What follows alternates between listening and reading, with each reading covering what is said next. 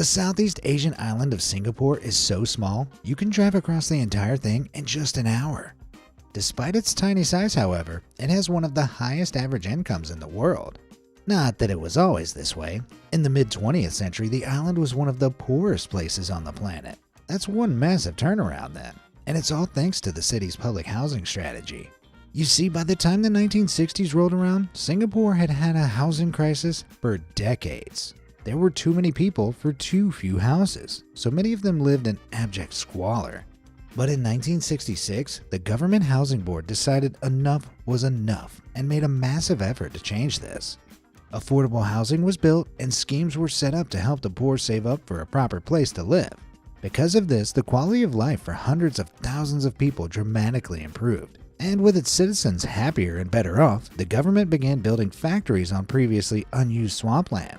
This created a ton of jobs and massively boosted the economy, paving the way for Singapore to become the economic powerhouse it is today.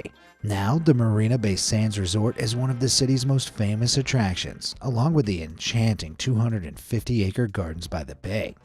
But did you know the very ground they're built on didn't used to be there? Yep, naturally Singapore is hilly, which isn't conducive for building on. So in the 1970s, the government had a crazy idea. They cut out ground from nearby hills and brought it over to the coast on a huge 16-mile-long conveyor belt system. Nope, I'm not lying. The relocated ground was planted off the coastline, and over time it was built upon, growing alongside the main city. Today, the man-made island is incredibly popular, and Singapore is a tourist hotspot. But I think we can all agree, after its radical transformation, it should be called Singa-rich.